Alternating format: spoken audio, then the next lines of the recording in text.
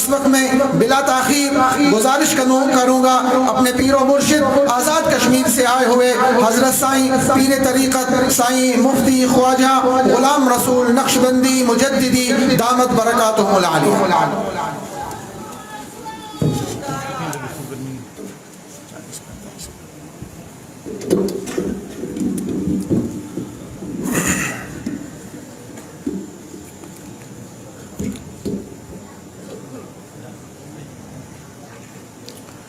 الحمد للہ وکفا وسلام علی عباده الذین اصطفى اما بعد فاعوذ باللہ من الشیطان الرجیم بسم اللہ الرحمن الرحیم الف لام را کتاب انزلناہ الیک لتخرج الناس من الظلمات الى النور سبحان ربك رب العزة عما يصفون وسلام على المرسلين والحمد لله رب العالمين اللهم صل على سيدنا محمد وعلى آل سيدنا محمد وبارك وسلم اللهم صل على سيدنا محمد وعلى آل سيدنا محمد وبارك وسلم اللهم صل على سيدنا محمد وعلى آل سيدنا محمد وبارك وسلم۔ قرآن مجید فرقان حمید اللہ رب العزت کا کلام ہے، اس کو تمام کلاموں پر وہی فضیلت حاصل ہے جو خود رب تعالیٰ کو تمام مخلوق پہ حاصل ہے۔ اس قرآن مجید کا پڑھنا بھی عبادت ہے، اس کا پڑھانا بھی عبادت ہے، اس کا سننا بھی عبادت ہے، اس کا سنانا بھی عبادت ہے، حتیٰ کہ اس کو دیکھنا بھی عبادت ہے، اس کے ساتھ ہاتھ لگانا بھی عبادت ہے، اور اس پر عمل کرنا دنیا کی سب سے بڑی عبادت ہے۔ قرآن مجید جہاں پڑھا جاتا ہے فرشتے اس محفل کو گھیر لیتے ہیں، پڑھنے والے کے قریب ہونا شروع ہو جاتے ہیں اور قریب ہوتے ہیں، حتیٰ کہ اتنا قریب ہو جاتے ہیں کہ پڑھنے والے کے ہونٹ کے اوپر اپنے ہونٹ رکھ لیتے ہیں، اس لیے کہ فرشتوں میں صرف ایک فرشتہ ہے جو قرآن مجید پڑھ بھی سکتا ہے، سن بھی سکتا ہے، وہ جبرائیل علیہ السلام ہے۔ باقی فرشتے سن تو سکتے ہیں لیکن پڑھ نہیں سکتے۔ اللہ نے یہ نعمت انسانوں کو عطا فرمائی ہے کہ یہ قرآن مجید پڑھ بھی سکتے ہیں، قرآن مجید سن بھی سکتے ہیں۔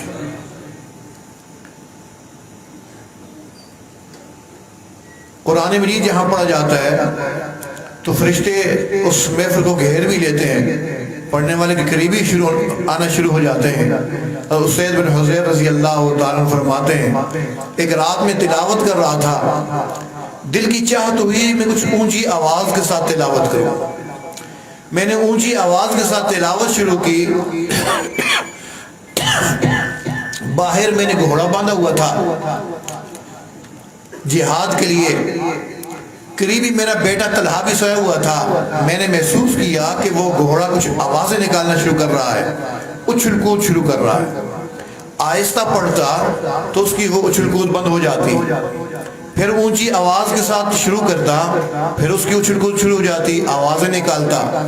مجھے ڈر ہو جاتا کہ ایسا نہ ہو جائے کہ اس اچھل کود میں کہ میرا بیٹا طلحہ کچلا نہ جائے۔ فرماتے صبح کو جب میں نے دعا کے لیے ہاتھ اٹھائے تو میں نے کیا دیکھا کہ میرے سر سے لے کے آسمان تک کچھ روشنیاں جو واپس جا رہی ہیں۔ صحابہ کے اندر بڑی اچھی عادت یہ تھی کہ جب بھی کوئی ایسی بات دیکھتے تھے آقا علیہ السلام کے سامنے لازمی تذکرہ کرتے۔ صبح کو حاضر ہوئے نبی علیہ السلام کی خدمت میں، اے اللہ کے محبوب صلی اللہ علیہ وسلم رات کو اس طریقے سے میرے ساتھ یہ واقعہ پیش آیا، صبح کو کچھ میں نے روشنیاں دیکھی جو میرے سر سے لے کے آسمان تک تھی اور واپس جا رہی تھی۔ نبی علیہ السلام نے ارشاد فرمایا میرے صحابی اگر تم تلاوت کرتے رہتے آج مدینہ کے لوگ اپنی آنکھوں سے فرشتوں کو دیکھ لیتے ہیں۔ اس محبت کے ساتھ وہ تلاوت کرتے تھے کہ ان کی تلاوت سننے کے لیے آسمان سے فرشتے اتراتے تھے۔ ابی بن کعب رضی اللہ تعالیٰ عنہ تلاوت فرما رہے تھے مسجد نبی میں بیٹھے ہوئے، اچانک آقا علیہ الصلوۃ والسلام کی تشریف آوری ہوئی، دیکھا کہ آقا آ رہے ہیں، خاموش۔ نبی علیہ السلام نے فرمایا ابی آپ کیوں خاموش ہو گئے؟ اے اللہ کے محبوب صلی اللہ علیہ وسلم، یہ قرآن آپ پر اترا اور میں آپ کے سامنے تلاوت کروں؟ فرمایا ہاں تم تلاوت جاری رکھو۔ صحابی تھے، نبی علیہ السلام کے مزاج کو سمجھتے تھے، کہنے لگے کیا اللہ نے حکم دیا میں تلاوت کروں؟ فرمایا ہاں اللہ نے حکم دیا ہے۔ کہنے لگے اللہ سمانی، کیا اللہ نے میرا نام لے کے فرمایا؟ فرمایا نعم اللہ سماک۔ کہا ابی بن کعب رب تعالیٰ نے تیرا نام لے کے فرمایا، میرے محبوب ابی بن کعب سے کہو وہ تلاوت کرتا رہے، فرش پہ آپ اس کا قرآن سنیے، عرش پہ میں خدا اس کا قرآن سنتا ہوں۔ اللہ رب العزت ایسے قرآن کی محبت ہمیں بھی عطا فرما دے۔ ابھی قاری صاحب کتنے پیارے انداز میں تلاوت فرما رہے تھے۔ قاری عبدالباسط رحمہ اللہ کا نام تو آپ نے سنا ہے، ہم ان کی جو ہے وہ کلپ سنتے ہیں، کتنے پیارے انداز میں تلاوت فرماتے ہیں۔ ہمارے حضرت فرماتے 1984 میں امریکہ گیا ہوا تھا تو قاری عبدالباسط رحمہ اللہ بھی تشریف لائے ہوئے تھے۔ قاری صاحب تلاوت کرتے تھے تو ان کی تلاوت کے بعد میں کچھ بیان کر دیتا تھا۔ ایک محفل میں قاری صاحب نے تلاوت کی تو لوگوں نے تلاوت کے بعد پوچھا قاری صاحب آپ اتنے پیارے انداز کے اندر تلاوت فرماتے ہیں کہ آپ کی تلاوت سننے کے لیے لوگ کئی ریاستوں کا سفر کر کے آتے ہیں، کیا آپ نے اس قرآن مجید کا کوئی معجزہ بھی دیکھا؟ تو قاری صاحب فرمانے لگے ایک معجزہ نہیں سینکڑوں معجزے دیکھے۔ قاری صاحب کوئی ایک آدھ ہمیں بتا دیں۔ قاری صاحب فرمانے لگے یہ اس زمانے کی بات ہے جب روس پوری دنیا کے اوپر چھایا ہوا تھا، اس کا کنٹرول تھا، اس کی چلتی تھی جیسے آج امریکہ کی چلتی ہے۔ تو ہمارے ملکوں کے صدر اور وزیر اعظم ان کے پاس جاتے تھے مشورہ لینے کے لیے۔ تو ہمارے ملک کے صدر جمال عبد الناصر بھی روس گئے ہوئے تھے، ان لوگوں کا اجلاس ہوا۔ اجلاس کے بعد کچھ وقت رکھا ہوا تھا آپس میں مل بیٹھ کے بات چیت کے لیے، تو اس وقت کے اندر ان لوگوں کو کوئی اور بات ملی نہیں، ان نے اسلام کے اوپر تنقید کرنے شروع کی۔ جیسے آج لوگ خالی بیٹھے ہو نا، کوئی بات ان کے پاس اور نہ ہو تو مولویوں کے پیچھے پڑ جاتے ہیں اور یہ مولوی سارا کام خراب کرتا ہے، یہ مدرسے والے کر رہے ہیں۔ تو یہ آج کی بات نہیں، یہ پرانی بات ہے۔ تو اس زمانے میں بھی ان لوگوں نے اس صدر صاحب کے سامنے اسلام کی اوپر تنقید کرنے شروع کی، اور یہ اسلام تو بنیاد پرستی سکھاتا ہے، یہ تو دہشت گردی سکھاتا ہے۔ ارے جمال عبد الناصر تجھے کیا ہو گیا؟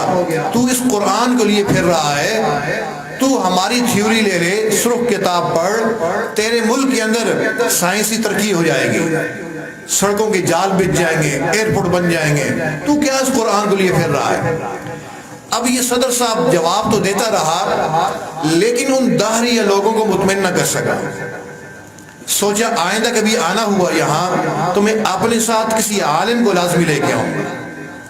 قاری صاحب فرمانے لگے جب دوبارہ روس جانے لگے تو ان نے مجھے فون کیا، قاری صاحب آپ نے فلاں تاریخ کو میرے ساتھ روس جانا ہے۔ میں نے کہا صدر صاحب عبدالباسط تو قرآن کی تلاوت کرتا ہے، وہ جائے تو سعودیہ جائے، پاکستان جائے، کسی اسلامی ملک میں جائے جہاں لوگ اس کی تلاوت سنیں۔ وہ روس کے لوگ تو قرآن کو نہیں مانتے، وہ تو اللہ کے رسول کو بھی نہیں مانتے، وہ رب تعالیٰ کی ذات کو بھی نہیں مانتے، تو وہاں عبدالباسط کا کیا کام؟ نہیں قاری صاحب آپ تیاری کریں، آپ نے لازمی جانا ہوگا۔ کہتے خیر ہم مقررہ تاریخ پر روس پہنچ گئے۔ اسی طریقے سے ان لوگوں کا اجلاس ہوا، اور اجلاس کے بعد کچھ وقت رکھا ہوا تھا آپس میں بات چیت کے لیے۔ اس وقت میں ہمارے صدر صاحب نے کچھ ہمت کی اور ہمت کر کے کہا یہ جو میرے ساتھ ساتھی آئے ہوئے ہیں نا، یہ آپ کو کچھ سنائیں گے۔ یہ کیا سنائیں گے؟ یہ قرآن سنائیں گے۔ اچھا جی سنائے۔ قاری صاحب فرماتے ہیں میری عادت ہے جب میں تلاوت کرتا ہوں آنکھیں بھی بند کر لیتا ہوں، کانوں میں انگلیاں دے کر کان بھی بند کر لیتا ہوں، اس طریقے سے میں تلاوت کرتا ہوں۔ فرماتے ہیں اسی طریقے سے میں نے تلاوت شروع کی، وہی دو رکوع تلاوت کیے جن کو سن کر کسی زمانے میں سیدنا عمر رضی اللہ تعالیٰ عنہ اسلام لے آئے تھے۔ میں نے سورہ طٰہٰ کے ابتدائی 2 رکوع تلاوت کیے، آنکھیں بند کی ہوئی ہیں، کانوں میں انگلیاں دی ہوئی ہیں. جب میں نے آنکھیں کھولی، کانوں سے انگلیاں نکالی، تو میں نے کیا دیکھا؟ میرے سامنے جو دہریہ لوگ بیٹھے ہوئے تھے، خدا بیزار لوگ بیٹھے ہوئے تھے، ان کے آنکھوں سے آنسو چل رہے تھے. ہمارے صدر صاحب نے پوچھا بھئی آپ لوگ رو کیوں رہے ہو؟ کہنے لگے ہمیں پتہ نہیں ہے تمہارے ساتھی نے کیا پڑھا ہے، بہرحال جو کچھ بھی پڑھا ہے اس نے ہمارے دلوں کو نرم کر دیا ہے، ہماری آنکھوں سے آنسو جاری کر دیے ہیں. کافر بھی اگر اس قرآن کو توجہ سے سنتا ہے، رب تعالیٰ اس کے دل کو بھی نرم فرما دیتے ہیں، اس کی آنکھوں سے بھی آنسو جاری ہو جاتے ہیں. میری بات سے ناراض تو نہیں ہوں گے؟ ابھی قاری صاحب نے تلاوت کی ہے، تو ہماری کیا حالت تھی؟ ہمیں تو کوئی پتہ ہی نہیں کیا پڑھ رہے ہیں کیا نہیں پڑھ رہے ہیں. رمضان شریف میں الف لام میم سے لے کے والناس تک حافظ صاحب پورا قرآن سنا دیتے ہیں، لیکن ہم ٹس سے مس نہیں ہوتے. جیسے رمضان سے پہلے تھے ویسے رمضان کے بعد ہماری زندگی میں کوئی تبدیلی نہیں آ رہی. سوچنے کی بات ہے نا. کافر سنتا ہے تو اس کا دل نرم پڑ جاتا ہے. ہم مسلمان ہو کر کلمہ پڑھنے والے لوگ قرآن سنتے ہیں، ہماری زندگی میں تبدیلی کیوں نہیں آ رہی؟ علماء فرماتے ہیں اس کی وجہ یہ ہے کہ جب دل کے اوپر گناہوں کی میل کچیل ہوتی ہے، پھر اس بندے کو قرآن مجید کی نورانیت کا نہیں پتہ چلتا، اس بندے کو اعمال کی کیفیات کا نہیں پتہ چلتا، نماز کی چاشنی کیا ہے کوئی پتہ نہیں چلتا، سجدے کا سرور کیا ہے کوئی پتہ نہیں چلتا، ایمان کی حلاوت کس کو کہا جاتا ہے کوئی پتہ نہیں چلتا. تو جب بندہ گناہوں سے پاک صاف ہو جاتا ہے، پھر اس کو پتہ چلتا ہے قرآن کی لذت کیا ہے، نماز کی لذت کیا ہے. دیکھیے ایک بیمار بندہ ہے نا، بخار ہے کافی دنوں سے، اس کا معدہ بھی کام نہیں کر رہا، اینٹی بائیوٹک کھا رہا ہے تو اس کو لذت بھی نہیں پتہ چلتی، نہ میٹھی کا پتہ چلتا ہے، نہ اس کو نمک کا پتہ چلتا ہے. کہتا ہے یار چینی تو ہے ہی نہیں اور ڈال اس میں. وہ کہتے ہیں یار اتنی چینی ڈلی ہوئی ہے. وہ کہتا ہے اچھا مجھے تو پتہ ہی نہیں چل رہا. حالانکہ چینی ڈلی ہوئی ہے، نمک پڑا ہوا ہے، بہترین قسم کا سالن بھی بنا ہوا ہے، لیکن اس کو لذت نہیں آ رہی. کیوں؟ یہ جسمانی طور پہ بیمار ہے، اس کا معدہ کام نہیں کر رہا، اس لیے اس کو کھانے کی لذت کا پتہ نہیں چل رہا. بہترین قسم کی بریانی لے کے آئے، بھائی اٹھ کے یہ کھا لو. ارے تو یہ بریانی لے کے آیا ہے نا، قورمہ لے کے آیا، تو وہاں دروازے سے اندر آیا مجھے قیانی شروع ہو گئی ہے. بھائی تو بہترین قسم کا کھانا بنا ہوا کیوں آ رہی ہے؟ بھائی اس کی طبیعت خراب ہے، اس لیے اس کو کھانے کی بو اچھی نہیں لگتی. جب بندہ ٹھیک ہو، صبح ناشتہ نہیں کیا، وہ آ کے بیٹھا ہوا ہے یہاں پر، مولانا خالد صاحب سے کہہ رہا ہے مولانا صبح سے بیٹھا ہوں، ناشتہ بھی نہیں کیا ہوا، بہت بھوک لگی ہوئی ہے، آپ کے پاس کچھ ہے؟ تو فرماتے ہیں ابھی تک کھانا تو تیار نہیں ہوا، ہاں صبح تو کچھ روٹیاں پڑی ہوئی ہیں. کہتے ہیں وہی دے دیں وہی دے دیں. وہ کھانا شروع کرتا ہے، اس کو مزہ آ رہا ہوتا ہے. کیوں؟ جسمانی طور پہ ٹھیک ہے، معدہ اس کا کام کر رہا ہے، اس لیے اس کو سوکھی روٹی کے اندر بھی مزہ آ رہا ہے. اسی طرح جب بندہ روحانی طور پہ مریض ہوتا ہے، گناہوں کی میل کو چیل اس کے دل کے اوپر ہوتی ہے، اس کو اعمال کی لذت کا نہیں پتہ چلتا. لیکن جب روحانی طور پہ ٹھیک ہو جاتا ہے، پھر اس کو اعمال کی لذت کا پتہ چلتا ہے. پھر تلاوت ہو رہی ہوتی ہے، کہتے ہیں کاش یہ تلاوت ہوتی رہے میں سنتا رہوں، کاش یہ فلاں عمل نیک عمل ہوتا رہے میں یہ عمل اس میں شریک رہوں. کیوں؟ اس لیے کہ اس وہ بندہ روحانی طور پہ ٹھیک ہے، اس لیے اس کو نیک اعمال کی لذت محسوس ہوتی ہے. مجھ سمیت یہ آپ کو خطاب نہیں کر رہا، یہ میں اپنے آپ کو خطاب کر رہا ہوں. ہم اپنے زندگی کے اوپر غور کریں کہ ہماری زندگی کیسی چل رہی ہے. صبح ہوئی، شام ہوئی، زندگی یوں ہی تمام ہوئی. ہر روز کہتے ہیں کل سے میں اپنی زندگی تبدیل کروں گا، کل سے میں نیک بنوں گا. وہ کل آئے نہیں پاتی جس کل کو بندہ نیک بنے. کیوں؟ بندہ آج کے کام کو کل کے اوپر چھوڑ دیتا ہے. جو بندہ آج کے کام کو کل کے اوپر چھوڑ دیتا ہے، سمجھ لیجئے کہ وہ بندہ محروم کر دیا گیا. کل نہیں، میں نے آج ہی سے اپنی زندگی کا رخ تبدیل کرنا ہے. کیا معلوم کل آتی ہے کہ نہیں آتی. ابا جان ان کو میں لٹایا، صبح اٹھانے گیا وہ اٹھ نہیں رہے تھے. بھائی جان کھانا کھا رہے تھے، اچانک لقمہ نیچے گر گیا، فوت ہو گئے. موت اچانک آئی. اس لیے نبی علیہ السلام نے ارشاد فرمایا الکیس من دان نفسہ وعمل لما بعد الموت. عقل مند ہے وہ انسان جو اپنے آپ کو پہچان لیتا ہے اور مرنے کے بعد جو نہ ختم ہونے والی زندگی اس کی تیاری شروع کر دیتا ہے۔ فرمایا عاجز ہے وہ انسان جو آخرت کی تیاری کچھ نہیں کرتا اور اللہ رب العزت سے لمبی لمبی امیدیں باندھے رکھتا ہے۔ اللہ تعالیٰ نے فضل فرمایا کہ مدرسے والوں کا ہمارے اوپر احسان ہوا کہ انہوں نے آج ہم سب کو یہاں جمع فرمایا۔ یہ وقت دعاؤں کی قبولیت کا وقت ہے۔ انہوں نے سوچا کہ دعاؤں کی قبولیت کا وقت ہے، جہاں حفاظ اپنا سبق سنائیں گے وہاں کیوں نہ ان کے والدین، ان کے تعلق والے، مدرسے کے ساتھ محبت رکھنے والے وہ بھی جمع ہو جائیں کہ تاکہ رب تعالی ہم سب کی بخشش فرما دے۔ اس راستے کی جو پہلی سیڑھی ہے نا اللہ تک پہنچنے کی، وہ ہے توبہ کرنا۔ جب بندہ توبہ کر لیتا ہے رب تعالی سابقہ سب گناہوں کو معاف فرما دیتے ہیں۔ توجہ سے سنیے گا، سابقہ امتوں میں توبہ کرنے سے گناہ معاف نہیں ہوتے تھے۔ حکم ہوتا تھا چھریاں اٹھاؤ، تلواریں اٹھاؤ، اپنے آپ کے اوپر وار کرو، تب جا کر ہم تمہاری توبہ قبول کریں گے۔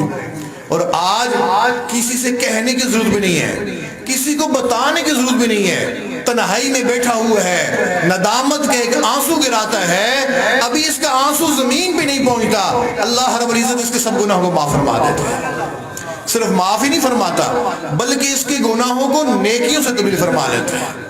إِلَّا مَن تَابَ وَآمَنَ وَعَمِلَ عَمَلًا صَالِحًا فَأُولَٰئِكَ يُبَدِّلُ اللَّهُ سَيِّئَاتِهِمْ حَسَنَاتٍ۔ کہاں گناہوں میں ڈوبا ہوا تھا، توبہ کی، رب تعالیٰ نے توبہ کی برکت سے اس کے سب گناہوں کو بھی معاف کر دیا بلکہ اس کے گناہوں کو نیکیوں سے تبدیل کر دیا۔ تو یہ نہ سوچیے ہمارے گناہ زیادہ ہیں، اللہ کی رحمت بہت زیادہ ہے، اللہ کی رحمت بہت زیادہ ہے۔ ایک بندہ ہے پوری زندگی اس نے گناہوں میں گزار دی، اب بوڑھا ہو گیا، بڑھاپے کی بھی اس حصے کو پہنچ گیا کہ اس بابا کے لیے اب اٹھنا بیٹھنا بھی مشکل ہو رہا ہے، دوسروں کے سہارے یہ بابا اٹھتا بیٹھتا ہے۔ پھر یہ بزرگ تھے بھی ایسے کہ ان کی اپنی اولاد بھی نہیں تھی۔ کئی بزرگ ہوتے ہیں جن کی اپنی اولاد نہیں ہوتی ہے، وہ زندگی کے آخری دن کسی نہ کسی رشتہ دار کے ہاں گزار رہے ہوتے ہیں۔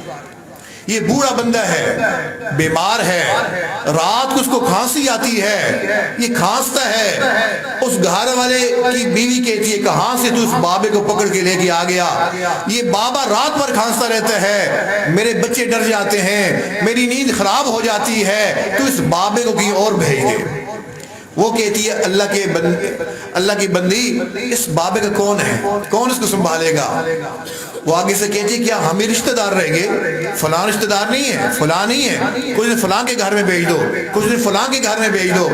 اب یہ بندہ مجبور ہو کر اس بابا کے سامنے آگے بیٹھتا ہے، اس کو سمجھ نہیں آتی میں کیسے اس بیمار بوڑھے بندے کو اپنے گھر سے نکالوں۔ ادھر ادھر کی باتیں شروع کرتا ہے، پوچھتا ہے بابا جی وہ فلاں بندہ ہمارا کیا لگتا ہے؟ بابا کہتے ہیں فلاں اس بندے کے ساتھ تمہاری یہ رشتہ داری ہے، یہ رشتہ دار، اچھا، تبھی تو وہ آپ کے بارے میں پوچھتا رہتا ہے۔ بابا جی کچھ دن اس کے گھر میں چلے جاؤ گے، کتنا وہ خوش ہو جائے گا۔ آپ یہاں بیمار رہتے نا، اندر کمرے بند رہ کے آپ کی طبیعت بھی بہتر ہو جائے گی۔ تو بابا اور کچھ نہیں کہہ سکتا، اتنا کہتا ہاں بیٹا کسی دن میں چلا جاؤں گا۔ اب یہ سن کے یہ بندہ بابا کے پاس سے اٹھ کے اندر چلا جاتا ہے، ادھر بابا کے ذہن میں پوری زندگی گھومنا شروع ہو جاتی ہے۔ ہائے جب جان تھی، حسن تھا، مال تھا، ہر بندہ میرا رشتہ دار بنتا تھا، آج جب میرے پاس جان بھی نہ رہی، مال بھی نہ رہا، حسن بھی نہ رہا، کوئی بندہ مجھے اپنے گھر میں رکھنا بھی پسند نہیں کرتا، یہ بندہ بھی مجھے اپنے گھر سے نکالنا چاہتا ہے، چلو چلا جاتا ہوں، کسی اور یہاں چلا جاتا ہوں۔ یہ سوچ کر یہ بوڑھا بندہ اپنی لاٹھی پکڑتا ہے، لاٹھی کے سارے اٹھ کے باہر قدم نکالتا ہے، جیسے یہ اپنا قدم دروازے سے باہر کرتا ہے اس کے آنکھوں سے آنسو چلنے شروع ہو جاتے ہیں، سوچتا ہے میں اس بڑھاپے کے عالم میں کہاں جاؤں، یہ بندہ بھی مجھے اپنے گھر میں نہیں رکھ رہا، پتہ نہیں کہ اور بھی رکھنا پسند کرے یا نہ کرے، چلو زندگی کے یہ آخری دن میں اللہ کے گھر میں جا کے گزار دیتا ہوں، مسجد میں چلا جاتا ہوں۔ یہ سوچ کر یہ بوڑھا بندہ جب مسجد کی طرف قدم اٹھاتا ہے، ہمارا رب اتنا کریم پروردگار ہے، رب تعالیٰ تانے نہیں دیتا، او بوڑھے جب تجھے کوئی در نظر نہ آیا اب تجھے میں نظر آیا، نا نا نا پروردگار ہوں، میں کہتا ہوں یا عبادی الذین اسرفوا علی انفسہم لا تقنطوا من رحمت اللہ، میرے وہ بندو جنہوں نے گناہ کر کر کے اپنی جانوں کی وہ ظلم کر لیے، لا تقنطوا من رحمت اللہ، تم میری رحمت سے مایوس نہ ہونا، ارے تم ایک قدم چل کے آؤ گے، میں 2 قدم تمہاری طرف چل کے جاؤں گا، تم چل کے آؤ گے میں تمہیں بہا کے تھام لوں گا۔ تو یہ نہ سوچئے کہ ہمارے گناہ زیادہ ہیں، اللہ کی رحمت بہت زیادہ ہے۔ رب تعالیٰ کی چاہتی ہے میں اپنے بندوں کے گناہوں کو معاف کر دوں، اس لیے آج پکا ارادہ کرنا ہے کہ ہم نے ظاہری گناہوں سے بھی توبہ کرنا ہے اور خفیہ گناہوں سے بھی توبہ کرنی ہے۔ بعض دفعہ بندہ ظاہری گناہوں کو چھوڑ دیتا ہے کہ لوگ دیکھ رہے ہیں، فلاں دیکھ رہا ہے، لیکن خفیہ گناہوں کے اندر مبتلا رہتا ہے۔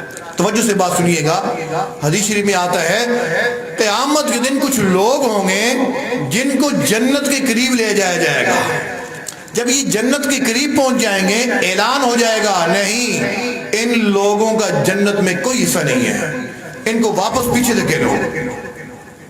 ایک صحابی رسول قریب تشریف فرما ہے، اللہ کے محبوب صلی اللہ علیہ وسلم کے سامنے عرض کرتے ہیں اے اللہ کے محبوب مجھے ڈر لگ رہا ہے کہ میں ان میں سے نہ ہو جاؤں، مجھے ان کی علامات بتائیے، کیا وہ نماز نہیں پڑھتے ہوں گے؟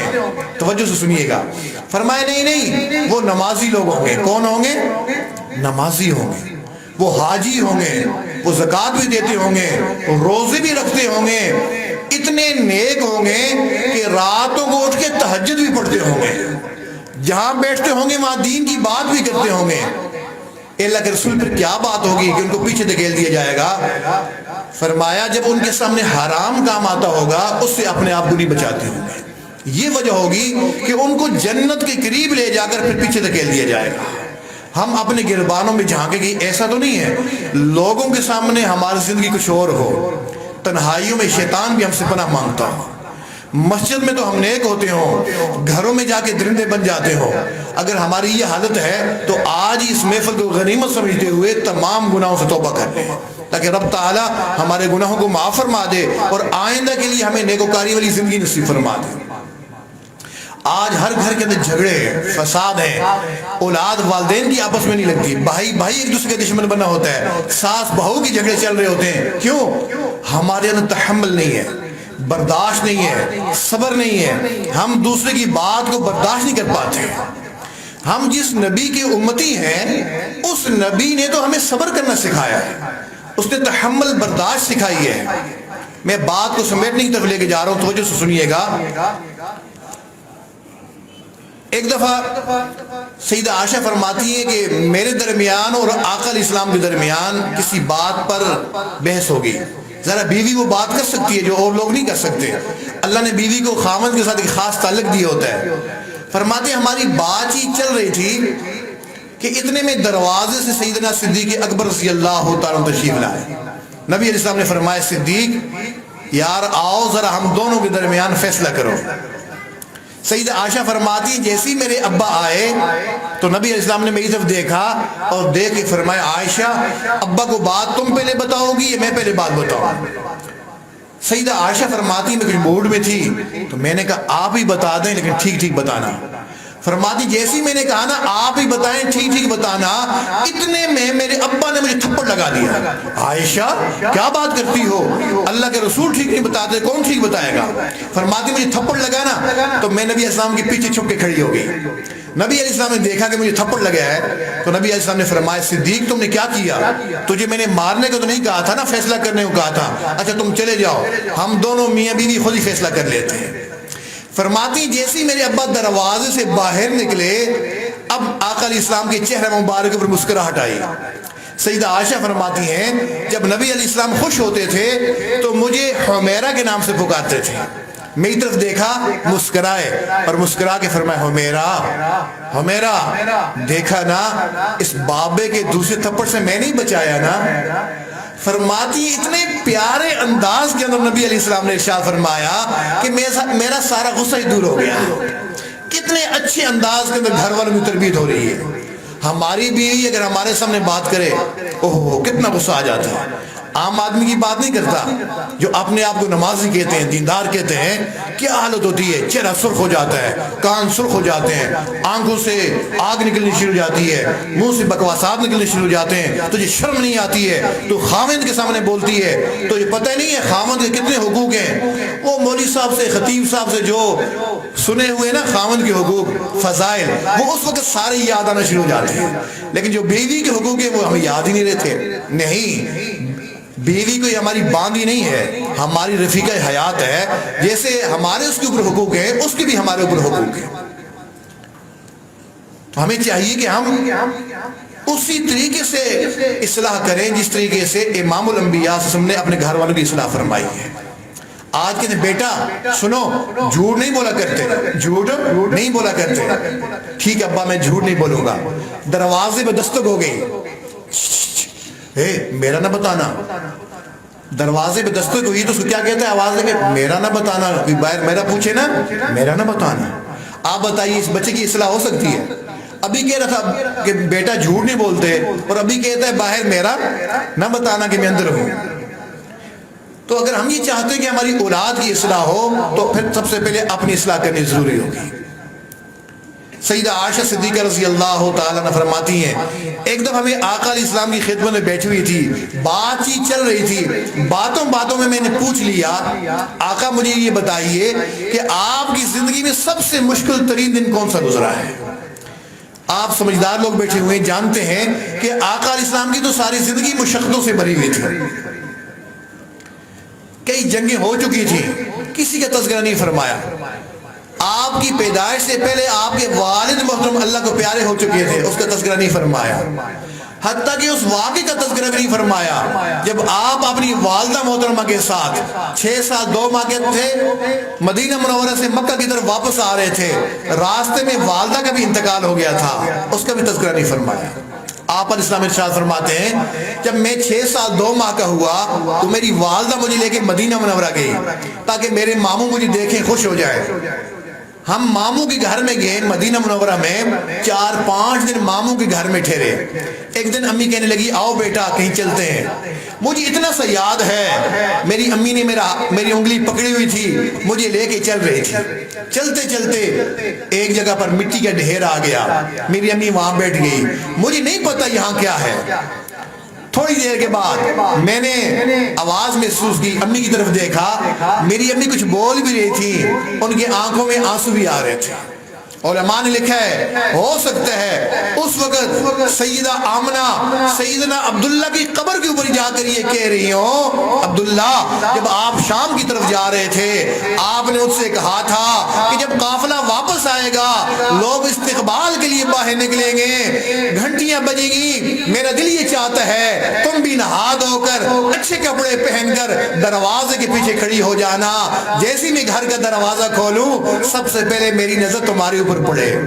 عبداللہ قافلہ تو آ گیا تھا، سارے لوگ آگے تھے، سبھی لوگ استقبال کے لیے باہر نکلے تھے، میں بھی نہا دھو کر اچھے کپڑے پہن کر دروازے کے پیچھے کھڑی ہو گئی تھی۔ عبداللہ سب آ گئے مگر آپ نہ آئے، آج میں آپ سے ملنے کے لیے خود یہاں آ گئی ہوں، اٹھو نا، دیکھو نا اللہ نے تجھے کتنی بہترین نعمت سے نوازا ہے۔ نبی علیہ السلام ارشاد فرماتے ہیں پھر جب میں نے امی کی طرف دیکھا، امی کے آنسو آنکھوں سے نکل کے زمین کے اوپر گر رہے تھے، پھر میں نے رونا شروع کر دیا۔ بچہ دیکھتا ہے نا ماں رو رہی ہو تو بچہ بھی پریشان ہو جاتا ہے۔ جب میری والدہ نے محسوس کیا کہ میں زیادہ رو رہا ہوں تو میری والدہ وہاں سے اٹھ گئی، آپ نے آنسو بھی صاف کیے، میرے آنسو بھی صاف کیے۔ پھر ہم ماموں کے گھر میں آ گئے، 4-5 دن اور ماموں کے گھر میں ٹھہرے۔ پھر ایک دن امی کہنے لگی بیٹا تیاری کرو، آج ہم لوگوں نے واپس جانا ہے مکہ مکرمہ اپنے گھر کی طرف۔ نبی اسلام ارشاد فرماتے میں میری والدہ محترمہ ہماری باندھی ام ایمن، ہم بس 3 لوگ مدینہ منورہ سے مکہ مکرمہ کی طرف چلے۔ یہ 400-500 کلومیٹر کا فاصلہ ہے۔ آج بھی 1500 سال گزر گئے، مکہ مدینہ کے درمیان اتنی آبادیاں تو نہیں ہیں۔ ذرا 1500 سال پیچھے تصور میں جائیے کتنی آبادی ہوگی مدینہ کی، کتنی مکہ کی آبادی ہوگی۔ ایک بچہ جس کے والد پیدائش سے پہلے فوت ہو چکے ہیں، وہ اپنی والدہ کے ساتھ جا رہا ہے، درمیان سفر میں والدہ بھی فوت ہو جائے، ذرا بتائیے اس بچے کے اوپر کیا گزری ہوگی۔ آپ علیہ السلام ارشاد فرماتے ہیں جب ہم ابوا کے مقام کے اوپر پہنچے، اچانک میری امی کو کوئی تکلیف ہوئی، میری امی نیچے گر گئی، میری امی کوئی تکلیف ہوئی، میری امی نیچے گر گئی۔ اب میں بھی اٹھا رہا تھا کہ امی امی امی، میری امی کوئی جواب نہیں دے رہی تھی۔ ام ایمن بھی اٹھا رہی تھی لیکن میری امی نے کوئی جواب نہ دیا۔ جب کچھ دیر گزر گئی میں پریشان ہو گیا، میں نے رونا شروع کر دیا۔ ام ایمن نے مجھے دیکھ کے اور زیادہ پریشان ہو گئی۔ کوئی بندہ نہیں ہے جو آ کر ہمیں یہاں سے اٹھائے۔ دیکھیے ہمارا کوئی فوت ہو جاتا ہے، کتنے لوگ جمع ہو جاتے ہیں، رشتہ دار جمع ہو جاتے ہیں، علاقے والے جمع ہو جاتے ہیں، ہمیں تسلیاں دیتے ہیں۔ سوچیے 6 سال کا بچہ ہے، والد پیدائش سے پہلے فوت ہو چکا، سفر ہے، ویران ہے، اس کے سامنے ماں بھی فوت ہو جائے، اس بچے کے اوپر کیا گزری ہوگی۔ آپ علیہ السلام ارشاد فرماتے ہیں تھوڑی دیر کے بعد ام ایمن پہاڑی کے اوپر چڑھی، کسی انسان کو دیکھیں، دور سے کچھ لوگ جا رہے تھے، توجہ میری طرف رکھیے گا، آنے والے آتے رہیں گے، توجہ میری طرف رکھیں، دور سے کچھ لوگ جا رہے تھے تو ام ایمن نے اس وقت کے حساب سے کپڑا ہلایا۔ یہ علامت تھی کہ جب کوئی بندہ انتہائی مصیبت میں ہوتا ہے وہ کپڑا ہلاتا ہے، تو وہ لوگ ہماری طرف متوجہ ہوئے، ہماری طرف آئے، میری امی کو دیکھا، ہلایا، میری امی نے کوئی جواب نہ دیا۔ آپ علیہ السلام ارشاد فرماتے ہیں پھر مجھے اتنا سا یاد ہے کہ ان لوگوں نے کوئی چیز بچھائی، اس کے اوپر میری امی کو لٹا دیا، اٹھا کے چل پڑے، میں نے بھی اس کے کونا پکڑا ہوا تھا، میں ان کے ساتھ چلتا بھی جا رہا تھا، ساتھ ساتھ یہ کہتا بھی جا رہا تھا امی یہ لوگ آپ کو کہاں لے کے جا رہے ہیں، امی آپ بولتی کیوں نہیں ہیں، آپ اٹھتی کیوں نہیں ہیں۔ میں یہ باتیں بھی کرتا جا رہا تھا، ان کے ساتھ ساتھ چلتا بھی جا رہا تھا، حتیٰ کہ وہ میری امی کو لے کے پہاڑی کے اوپر پہنچ گئے، وہاں جا کے قبر کھودی، میری امی کی تدفین کر دی۔ وہ لوگ بھی مسافر تھے، ام ایمن کہتی ہیں اجازت لے کے چلے گئے، سیدہ ام ایمن کہتی ہیں وہ لوگ تو چلے گئے۔ اب قبر کی ایک طرف بیٹھی میں زار و قطار رو رہی تھی، دوسری طرف آقا علیہ السلام زار و قطار رو رہے ہیں، اپنی والدہ کے ساتھ چمٹے ہوئے ہیں، کہ اپنی والدہ کی قبر کے ساتھ چمٹے ہوئے ہیں، حتیٰ کہ رات کا اندھیرا چھا گیا۔ اب میں نے سوچا کہ ہم مسافروں کو یہاں سے آگے کون اٹھائے گا، مجھے ہمت کرنی چاہیے، کسی نہ کسی طریقے سے اس بچے کو اس کے دادا تک پہنچا دوں۔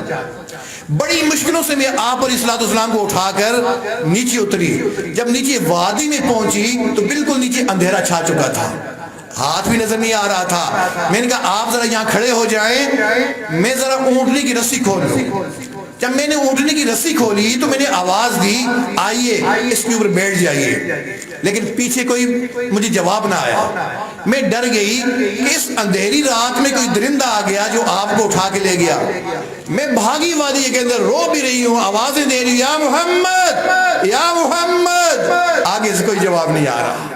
پھر میں روتی ہوئی دوسری طرف گئی، ادھر آواز دے رہی ہوں، کوئی جواب نہ ملا۔ اب میں اونٹنے کے پاس آ کے کھڑی ہوں، انتہائی پریشان ہوں، رو رہی ہوں۔ تھوڑی دیر گزری تھی، اوپر پہاڑی سے پھر رونے کی آواز آئی۔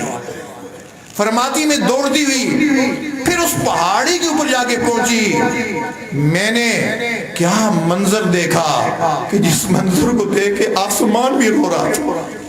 میں نے دیکھا آپ علیہ السلام اپنی والدہ محترمہ کی قبر کے اوپر یوں چت لیٹے ہوئے تھے، دونوں بازو سے قبر مبارک کو پکڑا ہوا تھا۔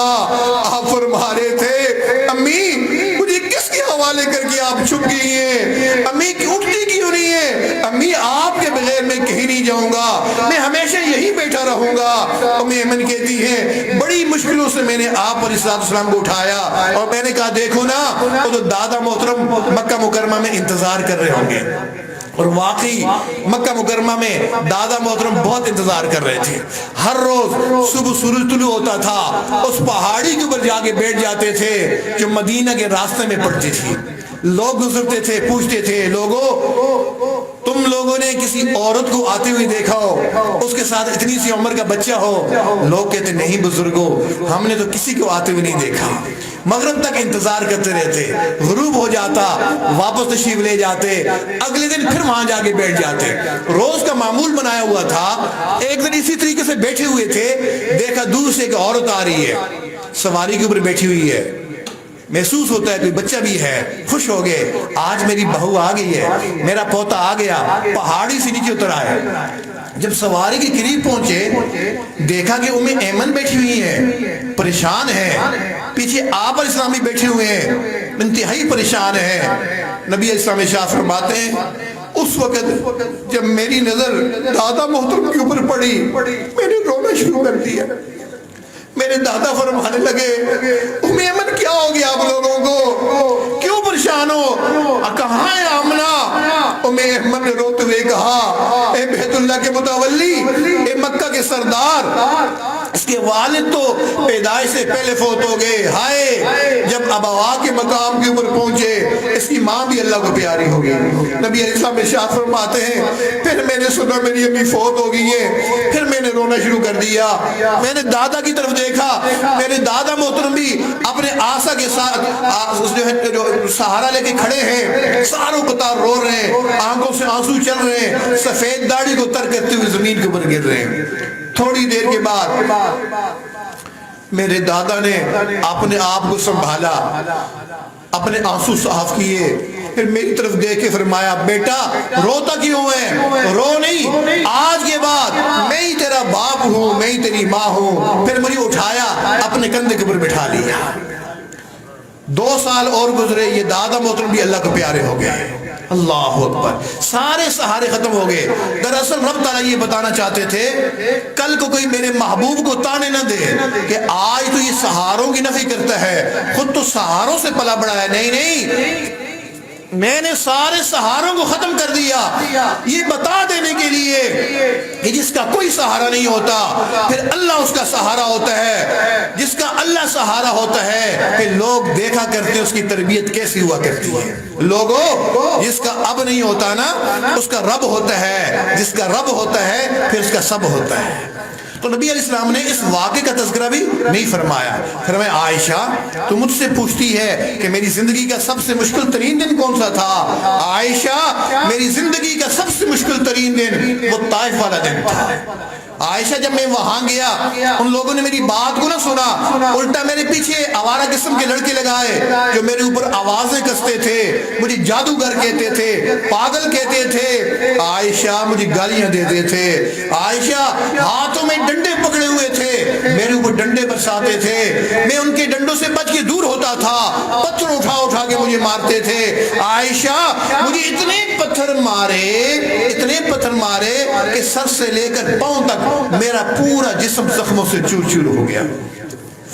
عائشہ اتنا خون نکلا کہ میرے دونوں جوتے خون سے بھر گئے۔ عائشہ ان زخموں سے ٹیسیں اٹھ رہی تھی، درد ہو رہا تھا، دل چاہتا تھا تھوڑی دیر کے لیے مجھے چھوڑ دے، میں کسی پہاڑی کا سہارا لے کے بیٹھ جاؤں۔ مجھے چھوڑتے نہیں تھے، پیچھے سے آتے تھے، لاتے مارتے تھے، ڈنڈے برساتے تھے۔ عائشہ وہ دن مجھے آج بھی یاد ہے۔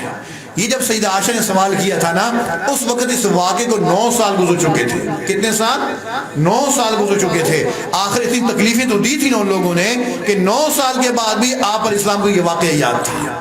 لیکن جب آگے تشریف لے آئے جبرائیل امین نے فرمایا اللہ کے محبوب رب نے سب کچھ دیکھ لیا، یہ پہاڑوں کا ذمہ دار، یہ آگ کا ذمہ دار، یہ ہوا کا ذمہ دار فرشتہ بھیجا ہے، آپ حکم دیں سب جو ہے تباہ کر دیے جائیں گے۔ نبی علیہ السلام نے دعا کے لیے ہاتھ اٹھا لیے، اللہ میری قوم مجھے جانتی نہیں، ان کو ہدایت عطا فرما، اللہ میری قوم مجھے جانتی نہیں، ان کو ہدایت عطا فرما۔ تو میں عرض کر رہا تھا ہم تو اس نبی کی امتی ہیں جس نے ہمیں صبر کرنا سکھایا ہے۔ تو آج کی اس محفل میں پکا ارادہ کرنا ہے کہ ہم نے تمام گناہوں سے توبہ کرنی ہے، ظاہری گناہوں سے بھی توبہ کرنی ہے، خفیہ گناہوں سے بھی توبہ کرنی ہے، اپنے تحمل برداشت کی صفت کو پیدا کرنا ہے۔ علماء موجود ہیں، ان کی موجودگی میں کہہ رہا ہوں اگر آج ہم نے تمام گناہوں سے سچے دل کے ساتھ توبہ کر لی نا پھر سالوں کی بات نہیں ہے، مہینوں کی بات بھی نہیں ہے، 1 مہینے کی بات بھی نہیں ہے۔ آج غالباً پیر منگل ہے تو آئندہ جو ہے پیر منگل سے پہلے کی بات کر رہا ہوں کہ ہم خود کہیں گے الحمدللہ جس دن سے میں نے 100% اللہ کی نافرمانی کو چھوڑا ہے، رب تعالیٰ نے میری زندگی کا رخ تبدیل فرما دی ہے۔ رب تعالیٰ قرآن مجید کی برکات ہم سب کو عطا فرمائے۔ جن بچوں کے قرآن مجید کی تکمیل ہوئی ہے، رب تعالیٰ ان سب کو عالم قرآن، ناشر قرآن، داعی قرآن، عاشق قرآن بنائے۔ رب تعالیٰ ان کے صدقے ہم سب کو بھی قرآن مجید کا عشق نصیب فرما دے۔ وآخر دعوانا ان الحمدللہ رب العالمین۔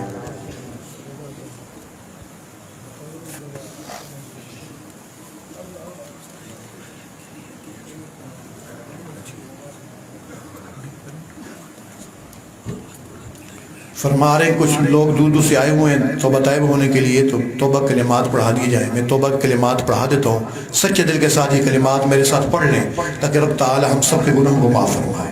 میں خطبہ پڑھتا ہوں، سن لیجئے، پھر جو کلمات پڑھا ہوں میرے ساتھ پڑھیے۔ الحمدللہ وکفی وسلام علی عبادہ الذین اصطفی، اما بعد۔ پڑھیے بسم اللہ الرحمن الرحیم۔ لا الہ الا اللہ محمد الرسول اللہ، اشہد ان لا الہ الا اللہ وحدہ لا شریک لہ واشہد ان محمدا عبدہ ورسولہ۔ آمنت باللہ وملائکتہ وکتبہ ورسلہ والیوم الآخر والقدر خیرہ وشرہ من اللہ تعالی والبعث بعد الموت۔ آمنت باللہ کما ہوا باسمائہ وصفاتہ وقبلت جمیع احکامہ اقرار باللسان وتصدیق بالقلب۔ استغفر اللہ ربی من کل ذنب واتوب الیہ برحمتک یا ارحم الراحمین۔ ان کلمات کے پڑھنے سے ہم سب لوگ توبہ طائب ہو چکے ہیں۔ یقین جانیے اگر سچے دل کے ساتھ، اخلاص کے ساتھ یہ کلمات پڑھے ہیں، اللہ رب العزت نے صاحب کا سب گناہوں کو معاف فرما دیے۔ یہ میں نہیں کہہ رہا، اللہ کے رسول صلی اللہ علیہ وسلم ارشاد فرماتے ہیں التائب من الذنب کمن لا ذنب لہ۔ جو اپنے گناہوں سے توبہ طائب ہو جاتا ہے وہ ایسے ہو جاتا ہے گویا اس نے گناہ کیا ہی نہیں ہے۔ آئندہ کے لیے اپنے آپ کو گناہوں سے بچانے کی کوشش کریں گے انشاءاللہ۔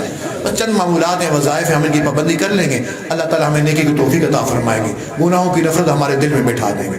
اس میں سے پہلی چیز ہے استغفار کرنا۔ استغفر اللہ ربی من کل ذنب واتوب الیہ۔ کم از کم 100 دفعہ صبح، 100 دفعہ شام اہتمام سے پڑھ لیں، زیادہ کی کوئی حد نہیں، جتنا چاہیں زیادہ پڑھیں۔ دوسری چیز ہے آقا علیہ السلام کے اوپر درود شریف پڑھنا۔ نبی علیہ السلام نے درود شریف خود سکھائے ہیں۔ ایک مختصر سا درود شریف، اللہم صلی علی سیدنا محمد وعلی آل سیدنا محمد وبارک وسلم۔ یہ بھی کم از کم 100 دفعہ صبح، 100 دفعہ شام اہتمام سے پڑھیں، زیادہ کی کوئی حد نہیں، جتنا چاہیں زیادہ پڑھیں۔ تیسری چیز ہے قرآن پاک کی تلاوت کرنا، ہر روز بلانا قرآن پاک کی تلاوت کریں۔ ایک سپارہ ہو جائے تو بہت اچھی بات۔ بیمار ہیں، سفر میں ہیں، نہیں پورا سپارہ پڑھ سکتے، پونا سپارہ پڑھیں، آدھا سپارہ پڑھیں، ایک پاؤ پڑھیں، لیکن پڑھیں ہر روز، تھوڑا پڑھیں ہر روز پڑھیں۔ جن کو نہیں پڑھنا آتا کوئی شرم کی بات نہیں ہے، اپنے علماء کے پاس مسجد میں جائیں، ان سے کہیں کہ ہمیں قرآن مجید تجوید کے ساتھ سکھا دیجیے۔ چوتھی چیز ہے وقوف قلبی، چلتے پھرتے اٹھتے بیٹھتے اللہ کا دھیان رکھنا۔ گھر میں ہے، مسجد میں ہے، بازار میں ہے، آفس میں ہے، دکان میں ہے، کہیں بھی دھیان کدھر ہو؟ اللہ کی طرف ہو۔ میرا اللہ مجھے دیکھ رہا ہے، میری ہر حرکت سے واقف ہے۔ اس دھیان رکھنے کو وقوف قلبی کہتے ہیں۔ یہ شارٹ کٹ راستہ ہے اپنے اللہ تک پہنچنے کا۔ کسی کیا معلوم یہ بندہ کیا سوچ رہا ہے؟ کسی نے کہا وہ جن کا عشق صادق ہے وہ کب فریاد کرتے ہیں، لبوں پہ مہر خاموشی دلوں میں یاد کرتے ہیں۔ کام کاج بھی کر رہے ہیں، دھیان کی طرف ہے، اللہ کی طرف ہے۔ اور پانچویں چیز ذکر قلبی مراقبہ۔ ذکر قلبی کہتے ہیں اپنے دل سے اپنے اللہ کو یاد کرنا۔ اس کا طریقہ کار یہ ہے کہ انسان کی یہاں بائیں پسلیوں کے نیچے انسان کا دل ہوتا ہے، اس کے اوپر یہ خیال رکھ کے بیٹھنا ہوتا ہے کہ اللہ کی رحمت آ رہی ہے، دل میں جا رہی ہے، دل سے گناہوں کی ظلمت اور سیاہی دور ہو رہی ہے، اور دل شکر کے طور پہ کہہ رہا ہے اللہ اللہ اللہ، میں اس کو سن رہا ہوں۔ دل کہہ رہا میں اس کو سن رہا ہوں، سننے کی کوشش کرنی ہے، زبان سے پڑھنا نہیں ہے۔ بہتر طریقہ یہ ہوتا ہے صبح شام جب بھی آپ کو وقت مل جائے نا 15-20 منٹ کے لیے اپنی آنکھیں بند کر کے دل کی طرف متوجہ ہو کے بیٹھ کر یہ سوچ رکھنی ہے کہ دل اللہ کہہ رہا میں اس کو سن رہا ہوں۔ جب پابندی کے ساتھ کریں گے کچھ دن، تھوڑے دنوں کے بعد دل کہنا شروع کر دیتا ہے اللہ اللہ اللہ، بندے کو خود محسوس ہوتا ہے، کسی اور کو آواز آئے نہ آئے بندے کو خود محسوس ہوتا ہے۔ اللہ رب العزت ان معمولات کے اوپر ہمیں پابندی کی توفیق نصیب فرما دے۔